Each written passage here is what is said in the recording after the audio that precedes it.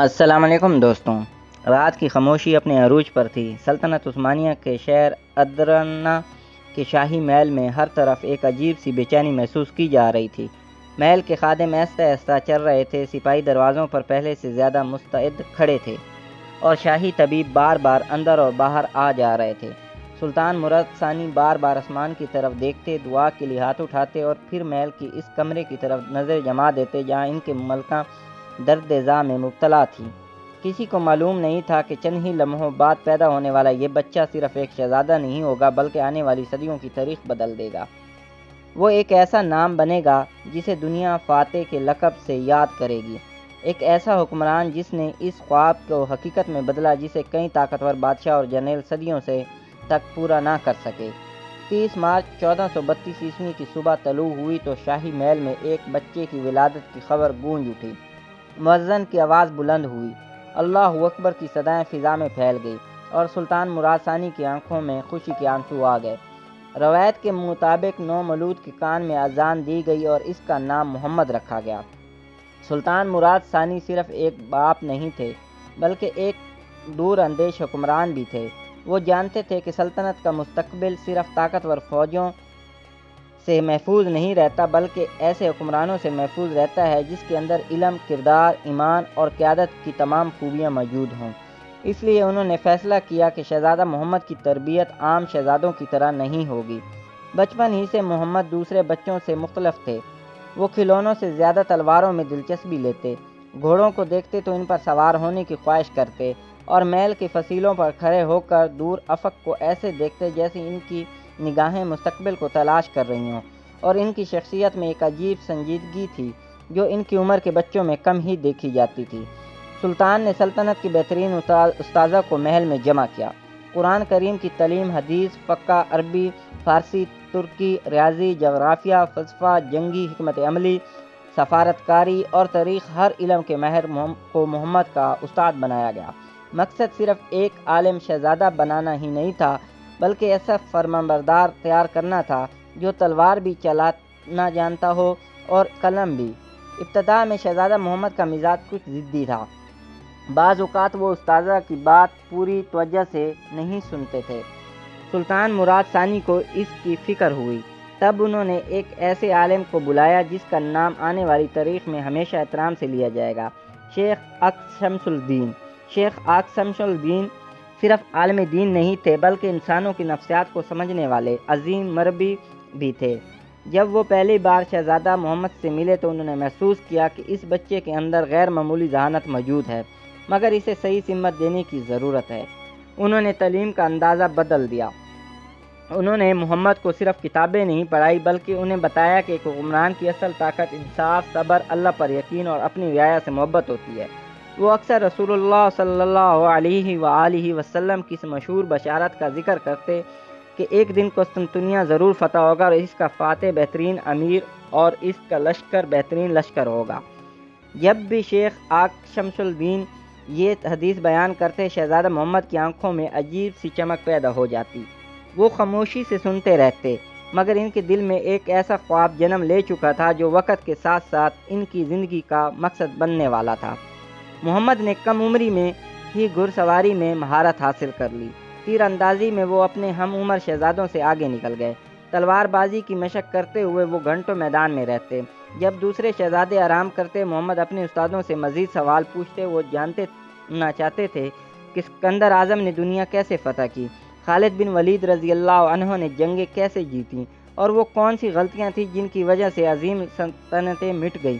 ہر گزرتے سال کے ساتھ سلطان مراد ثانی کو یقین ہوتا جا رہا تھا کہ ان کا بیٹا ایک غیر معمولی شخصیت بن رہا ہے، لیکن انہوں نے یہ بھی معلوم تھا کہ کتابوں کا علم کافی نہیں، حکومت کرنا صرف نظریات سے ممکن نہیں ہوتا، اس کے لیے میدان، تجربہ، فیصلے اور آزمائش ضروری ہوتی ہے۔ اس لیے انہوں نے ایک ایسا فیصلہ کیا جس نے نہ صرف محمد کی زندگی بدل دی بلکہ سلطنت عثمانیہ کی تقدیر کا رخ ہی تبدیل کر دیا۔ ابھی شہزادہ محمد کی عمر بہت کم تھی مگر انہوں نے پہلی بار عملی حکمرانی ذمہ داری دینے کی تیاری شروع ہو چکی تھی۔ شہزادہ محمد کو اس وقت اندازہ بھی نہیں تھا کہ آنے والے چند برس ان کے لیے صرف تربیت کا زمانہ نہیں ہوں گے بلکہ ایسے آزمائش کا آغاز ہوگے جو ایک کم عمر شہزادے کو دنیا کی عظیم ترین فتحوں میں شامل کرنے والی تھی۔ چند ہی برس گزرے تھے کہ شہزادہ محمد کی شخصیت میں حیرت انگیز تبدیلی آ چکی تھی۔ وہ اب صرف ایک شاہی شہزادہ نہیں رہے تھے بلکہ ایک ایسے نوجوان کی صورت اختیار کر رہے تھے جس کی گفتگو میں پختگی، فیصلوں میں سنجیدگی، نگاہوں میں مستقبل کے عظیم منصوبوں کی جھلک دکھائی دیتی تھی۔ محل میں آنے والے سفیر جب ان سے گفتگو کرتے تو اکثر حیران رہ کر کہ اتنے کم عمر میں یہ شہزادہ سیاست، جنگ، تجارت اور بین الاقوامی معاملات کی ایسی سمجھ کیسے رکھتا ہے۔ سلطان مراد ثانی نے اپنے بیٹے کی صلاحیتوں کو پرکھنے کے لیے انہیں مختلف سرکاری اجلاسوں میں اپنے ساتھ بٹھانا شروع کر دیا۔ اجلاسوں میں سلطنت کے اہم وزراء، جرنیل، قاضی اور گورنر شریک ہوتے تھے۔ شہزادہ محمد خاموشی سے سب کی گفتگو سنتے، لیکن بعد میں اپنے والد سے ایسے سوال کرتے جن سے اندازہ ہوتا کہ وہ ہر معاملے کی گہرائی تک پہنچنے کی کوشش کرتے ہیں۔ ایک روز سلطان مراد ثانی اپنے بیٹے کے سلطنت نقشے کے سامنے لے گئے۔ ان کی انگلی یورپ، اناطولیہ اور بحر روم پر گھومتی رہی، پھر وہ ایک شہر پر آ کر رک گئی۔ وہ شہر تھا قسطنطنیہ۔ بلند فصیلوں، مضبوط قلعوں اور صدیوں پر محیط تاریخ کا حامل وہ شہر دنیا کی سب سے طاقتور سلطنت بازنطینی سلطنت کا دل تھا۔ سلطان نے دھیمی آواز میں کہا، بیٹے، یہ وہ شہر ہے جس نے بے شمار حملے ناکام بنائے ہیں۔ بڑے بڑے بادشاہ یہاں شکست کھا کر واپس گئے ہیں، لیکن ایک دن یہ شہر ضرور فتح ہوگا۔ شہزادہ محمد نے نقشے پر نظریں جمائے رکھی اور آہستہ سے پوچھا، کیا وہ دن ہماری زندگی میں آئے گا؟ سلطان مراد ثانی نے جواب دینے کے بجائے صرف مسکرا کر آسمان کی طرف دیکھا، جیسے وہ اس سوال کا جواب اللہ کے سپرد کر رہے ہوں۔ یہی وہ لمحہ تھا جب قسطنطنیہ کا نام شہزادہ محمد کے دل میں ہمیشہ کے لیے نقش ہو گیا۔ اس دن کے بعد وہ اس شہر کے بارے میں ہر ممکن معلومات اکٹھی کرنے لگے۔ اس کے فصیلوں کی لمبائی، دروازوں کی تعداد، فوجی طاقت، سمندری راستے، کمزور پہلو، حتیٰ کہ موسموں کے اثرات تک ان کی دلچسپی کا حصہ بن گئے۔ ادھر سلطنت عثمانیہ اندرونی اور بیرونی دونوں محاذوں پر مشکلات کا سامنا کر رہی تھی۔ یورپی ریاستیں عثمانیوں سے بڑھتی ہوئی طاقتوں سے خوفزدہ تھے اور ہر موقع پر انہیں کمزور کرنے کی کوشش کرتی تھی۔ دوسری طرف بعض عثمانی امراء بھی اقتدار کی کشمکش میں مصروف رہتے تھے۔ ایسے حالات میں سلطان مراد ثانی نے ایک غیر معمولی فیصلہ کیا۔ انہوں نے اپنے کم عمر بیٹے کو صوبہ منیسا کا گورنر مقرر کر دیا تاکہ وہ عملی حکمرانی کا تجربہ حاصل کر سکیں۔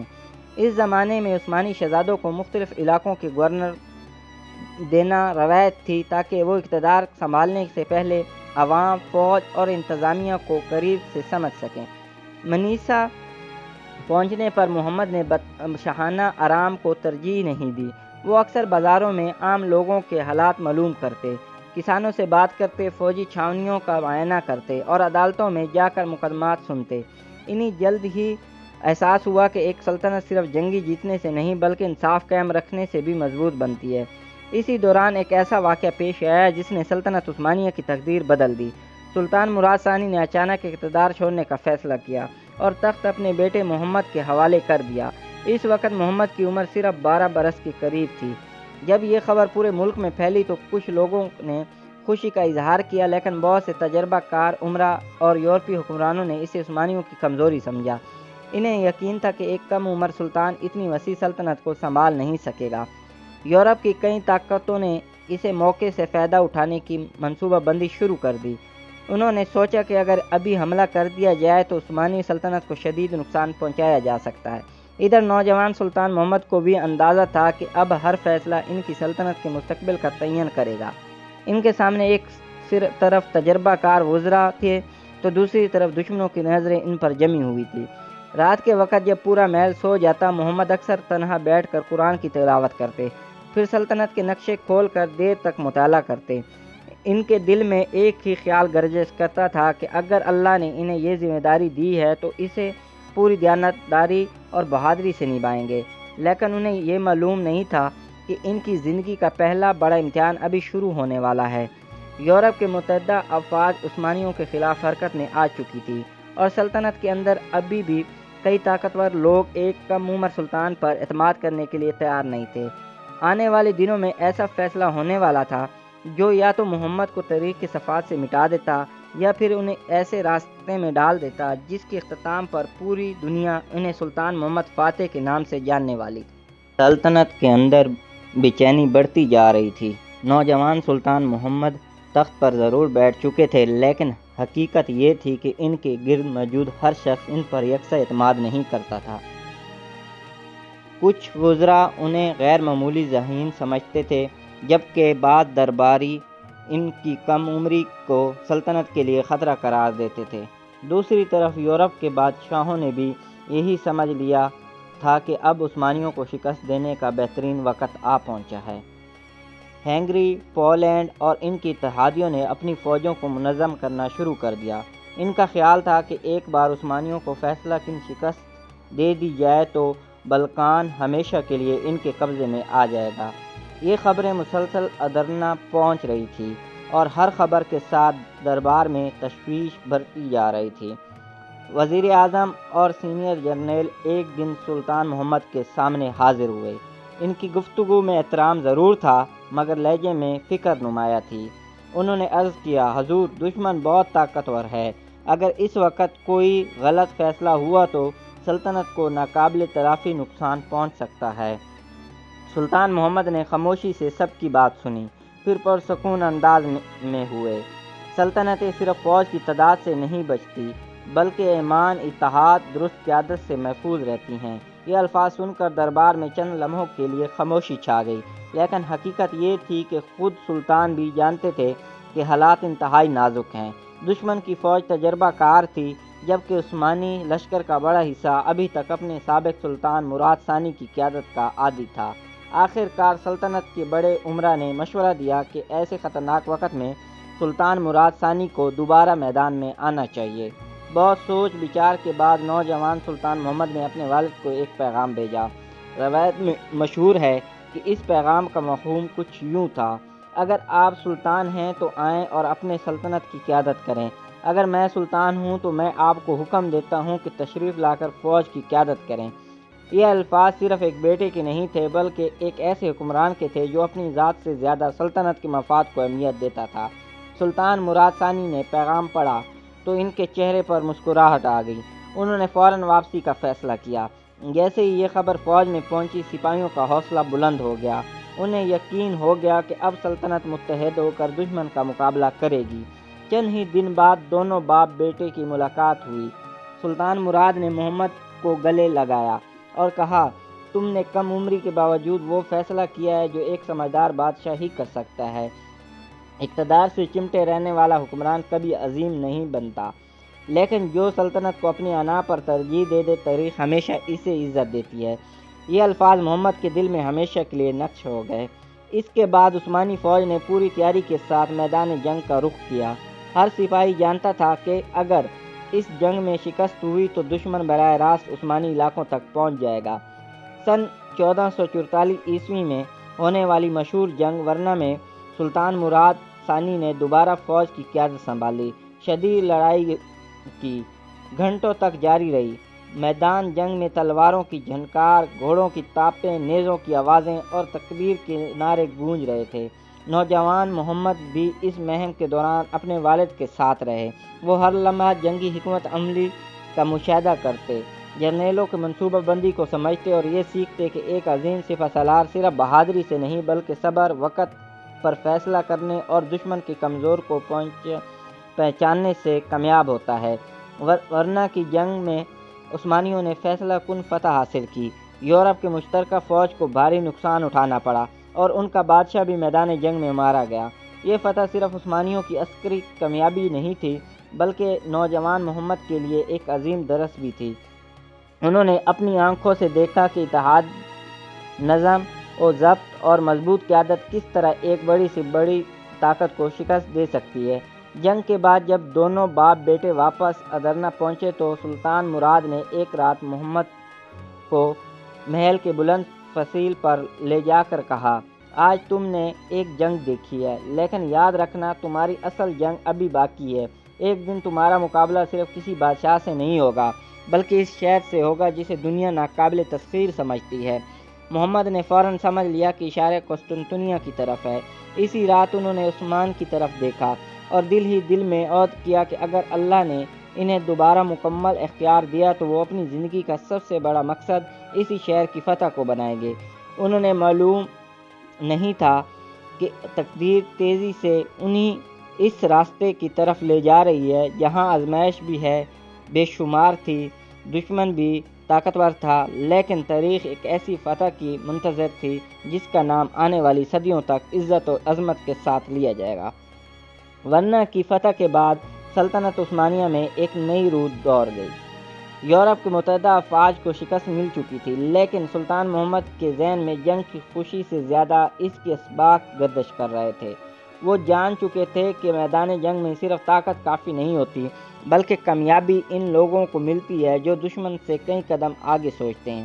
کئی راتیں ایسی گزرتی ہیں جب شاہی محل روشنیاں بجھ جاتی ہیں، لیکن شہزادہ محمد کے کمرے میں چراغ جلتا رہتا، ان کے سامنے نقشے بچھے ہوتے، قلم ہاتھ میں ہوتا اور مختلف قلعوں، دریاؤں، پہاڑوں کے بارے میں نوٹ لکھے جا رہے ہوتے۔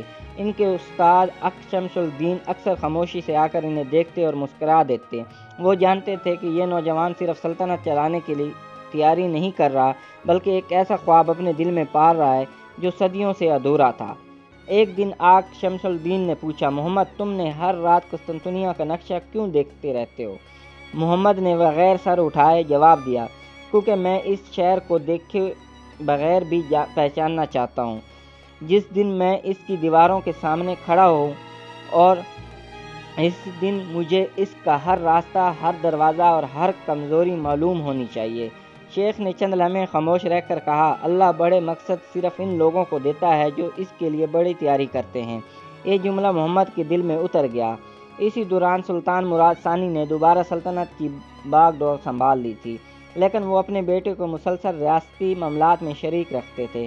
غیر ملکی سفیروں سے ملاقاتیں ہوتیں، خزانے کے معاملات ہوتے یا فوجی منصوبے، محمد ہر جگہ موجود ہوتے۔ وہ خاموش رہ کر سنتے، لیکن ہر بات کو اپنے ذہن میں محفوظ کر لیتے۔ انہوں نے محسوس کیا سلطنت کی اصل طاقت صرف تلوار نہیں، بلکہ مضبوط معیشت، منظم انتظامیہ اور وفادار عوام بھی ہے۔ اس لیے وہ اکثر کہتے تھے کہ وہ بادشاہ زیادہ دیر حکومت نہیں کر سکتا جس کی رعایا اس سے خوش نہ ہو۔ سال گزرتے گئے اور محمد کی شہرت دور دور تک پھیلنے لگی۔ یورپی سفیر جب واپس اپنے بادشاہوں کے پاس جاتے تو کہتے، عثمانیوں کا یہ نوجوان شہزادہ عام انسان نہیں، اس کی نگاہیں بہت دور تک ہیں۔ یہ خبر قسطنطنیہ کی شاہی محل تک بھی پہنچتی تھی۔ بیزنطینی شہنشاہ کبھی ان کی خبروں کو معمولی سمجھتا اور کبھی رات بھر سوچتا رہتا کہ اگر یہی نوجوان ایک دن مکمل اختیار کے ساتھ سلطان بن گیا تو شاید عثمانیوں کو روکنا پہلے جیسا آسان نہ رہے۔ ادھر سلطان مراد ثانی کی عمر بڑھ رہی تھی۔ برسوں کی جنگوں، سفر، حکمرانی نے ان کی صحت کو کمزور کر دیا تھا۔ اگرچہ وہ اب بھی مضبوط ارادے کے مالک تھے، لیکن انہیں احساس ہو چکا تھا کہ سلطنت کا مستقبل اب ان کے بیٹے کے ہاتھوں منتقل ہونے والا ہے۔ محمد بھی اپنے والد کو پہلے سے زیادہ غور سے دیکھتے تھے۔ وہ جانتے تھے کہ ہر ملاقات، ہر نصیحت، ہر سفر ان کے ایک سبق ہے۔ وہ اپنے والد سے بار بار جنگی حکمت عملی، ریاستی معاملات اور حکمرانی کی ذمہ داریوں کے بارے میں سوال کرتے۔ ایک شام سلطان مراد ثانی اپنے بیٹے سے کہا، یاد رکھنا بیٹا، ایک بادشاہ صرف اس وقت عظیم نہیں بنتا جب وہ شہر فتح کرے، بلکہ اس وقت بنتا ہے جب وہ اپنے نفس کو فتح کرے۔ غرور سے بڑی کوئی شکست نہیں۔ محمد نے خاموشی سے یہ نصیحت سن لی، مگر انہیں معلوم نہیں تھا کہ چند ہی برسوں بعد وہ ایک ایسی ذمہ داری اٹھانے والے ہیں جس کا بوجھ شاید ہی کسی نوجوان نے کبھی اٹھایا ہو۔ 1451 عیسوی کا سال آیا۔ سلطنت کے لیے یہ سال خوشی کا نہیں بلکہ غم کا سال ثابت ہوا۔ سلطان مراد ثانی شدید علیل ہونے اور آخرکار اس دنیا سے رخصت ہو گئے۔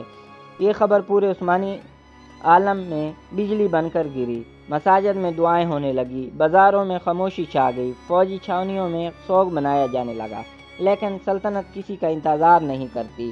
چند ہی دنوں میں شاہی دربار میں ایک نئی تقریب منعقد ہوئی۔ تمام وزراء، جرنیل، علماء اور امراء جمع تھے۔ سب کی نظریں ایک نوجوان پر جمی ہوئی تھی، وہی محمد جو کبھی شاہی محل کے صحن میں دوڑتا تھا، جو اپنے استاد کی قسطنطنیہ کے بارے میں سوال پوچھتا تھا، جو راتوں کو نقشے بنایا کرتا تھا، اب سلطنت عثمانیہ کا سلطان بننے جا رہا تھا۔ جب تاج ان کے سر پر رکھا گیا تو دربار میں موجود ہر شخص نے بیعت کی، مگر محمد کے دل میں اس وقت صرف ایک ہی اوت گونج رہا تھا، میں اس سلطنت کو صرف محفوظ نہیں رکھوں گا، میں اسے دنیا کی عظیم ترین سلطنت بنا کر رہوں گا۔ اسی لمحے تاریخ کا ایک نیا باب شروع ہوا اور ایک ایسا سفر آغاز پذیر ہوا جو چند ہی برس بعد قسطنطنیہ کے عظیم فصیلوں کو ہلا کر رکھ دینے والا تھا۔ سلطان محمد کے تخت نشین ہوتے ہی پوری یورپ میں ایک عجیب سی بے چینی پھیل گئی۔ بہت سے یورپی بادشاہوں نے اسے ایک نوجوان اور ناتجربہ کار حکمران سمجھ کر خوشی منائی۔ ان کا خیال تھا کہ اب عثمانی سلطنت اندرونی اختلافات کا شکار ہو جائے گی اور وہ آسانی سے اپنی کھوئی ہوئی طاقت واپس حاصل کر لیں گے، لیکن وہ سلطان محمد کی اصل شخصیت سے واقف نہیں تھے۔ تخت سنبھالنے کے پہلے ہی دن محمد نے اپنے وزراء کو شاہی دربار میں جمع کیا۔ دربار میں غیر معمولی خاموشی تھی، سب کی نظریں نئے سلطان پر مرکوز تھیں۔ چند لمحوں خاموش رہنے کے بعد سلطان محمد نے کہا، ہماری سلطنت کی بنیاد صرف تلوار پر نہیں بلکہ عدل و علم اور نظم پر قائم ہوگی۔ اگر رعایا ہم سے مطمئن ہوگی تو دشمن لاکھ کوشش کرے ہمیں شکست نہیں دے سکے گا۔ یہ الفاظ سن کر دربار میں موجود علماء اور جرنیل ایک دوسرے کی طرف دیکھنے لگے۔ انہیں محسوس ہوا کہ ان کے سامنے کھڑا نوجوان صرف جنگجو نہیں بلکہ ایک مدیح حکمران بھی ہے۔ سلطان نے اقتدار سنبھالتے ہی فوج کو تفصیلی جائزہ لینا شروع کر دیا۔ انہوں نے ہر ریجمنٹ پر، ہر سپہ سالار اور ہر قلعے کی رپورٹ منگوائی۔ انہوں نے معلوم ہوا کہ اگرچہ عثمانی فوج مضبوط ہے لیکن اس سے مزید جدید بنانے کی ضرورت ہے۔ انہوں نے حکم دیا کہ فوجیوں کی تربیت پہلے سے زیادہ سخت کی جائے، گھوڑوں کی نئی نسلیں تیار کی جائیں، تیر انداز کی مشق میں اضافہ کیا جائے اور توپ سازی پر خصوصی توجہ دی جائے۔ اس زمانے میں توپیں موجود تو تھیں مگر زیادہ تر چھوٹی اور محدود طاقت رکھتی تھیں۔ سلطان محمد کے ذہن میں ایک ایسا خیال جنم لے چکا تھا جسے سن کر بہت سے لوگ ناممکن سمجھتے تھے۔ انہوں نے کہا، اگر قلعے کی دیواریں بہت مضبوط ہیں تو ہمیں اس سے زیادہ طاقتور ہتھیار بنانے ہوں گے۔ اس دوران انہوں نے سلطنت کے مختلف علاقوں کا دورہ بھی کیا۔ وہ عام لوگوں سے ملتے جلتے، تاجروں سے ان کے مسائل سنتے، کسانوں کے کھیتوں میں جاتے اور قصائیوں سے عدالتی نظام کے بارے میں سوال کرتے۔ ان کا ماننا تھا کہ مضبوط سلطنت وہی ہوتی ہے جس کی بنیاد عوام کا اعتماد ہو۔ سلطان محمد کئی زبانیں جانتے تھے۔ وہ ترکی کے علاوہ عربی، فارسی، یونانی، لاطینی اور دیگر زبانوں کا بھی مطالعہ کرتے تھے۔ جب کوئی غیر ملکی سفیر دربار میں آتا تو اکثر سلطان اس کی زبان میں گفتگو کرتے۔ سفیر حیران رہ جاتے کہ ایک نوجوان حکمران اتنے وسیع علم کا مالک کیسے ہو سکتا ہے۔ رات کے وقت جب محل خاموش ہو جاتا تو سلطان اپنے ذاتی لائبریری میں چلے جاتے۔ وہاں تاریخ، فلسفہ، جنگی حکمت عملی اور سابقہ سلطنتوں کے عروج و زوال پر لکھی ہوئی کتابیں ان کی ساتھی ہوتی۔ وہ ہر کامیاب حکمران کی خوبی اور ہر ناکام بادشاہ کی غلطی کو نوٹ کرتے تھے، لیکن ان تمام مصروفیات کے باوجود ایک نام ایسا تھا جو ہر روز ان کے ذہن میں آتا تھا، اور وہ تھا قسطنطنیہ۔ وہ شہر جو یورپ ایشیا کے درمیان کھڑا تھا، وہ شہر جس کی دیواریں تقریباً 1000 سال سے ناقابل تسخیر سمجھی جاتی تھی، وہ شہر جس کی حفاظت کے لیے سمندر میں ایک عظیم عہنی زنجیر بچھائی جاتی تھی تاکہ کوئی دشمن بحری جہاز اندر داخل نہ ہو سکے، اور وہ شہر جسے فتح کرنے کی کوشش عربوں، بلغاریوں، روسیوں اور کئی عظیم حکمرانوں نے کی مگر سب ناکام واپس لوٹے۔ سلطان محمد نے فیصلہ کر لیا، اب وقت آ گیا کہ اس خواب کو حقیقت میں بدلنے کی تیاری شروع کی جائے، مگر وہ جلد بازی پر یقین نہیں رکھتے تھے۔ انہوں نے اپنے قریبی جرنیلوں کو حکم دیا کہ قسطنطنیہ کے ارد گرد کے تمام راستے، قلعے، بندرگاہوں، پانی کے ذخائر، تجارتی راستوں اور فوجی نقل و حرکت کی خفیہ معلومات اکٹھی کی جائیں۔ عثمانی جاسوس مختلف تاجروں، مسافروں اور سفیروں کے بھیس میں شہر کے اندر داخل ہونے لگے اور بازاروں، فصیلوں، بندرگاہوں، شاہی محل کے اطراف کا جائزہ لینے اور ہر چھوٹی بڑی معلومات خفیہ طور پر ادرنہ بھیجنے لگے۔ چند مہینوں بعد سلطان محمد کے سامنے قسطنطنیہ کی ایسی تفصیلی رپورٹ موجود تھی جسے شاید خود بیزنطینی حکمرانوں کے پاس بھی نہ ہو۔ رپورٹ کا مطالعہ مکمل کرنے کے بعد سلطان نے نقشے پر نظریں جمائی اور آہستہ سے کہا، ہر مضبوط دیوار کی کوئی نہ کوئی کمزوری ضرور ہوتی ہے اور میں اسے تلاش کر کے رہوں گا۔ یہ الفاظ صرف ایک منصوبے کا اعلان نہیں تھے بلکہ تاریخ کے سب سے عظیم محاصروں میں سے ایک کی ابتدا تھی۔ اب سلطان محمد کا ہر قدم، ہر فیصلہ اور ہر تیاری صرف ایک مقصد کے لیے تھی، قسطنطنیہ کی فتح، اور انہیں یقین تھا کہ جب وہ دن آئے گا تو دنیا ہمیشہ کے لیے بدل جائے گی۔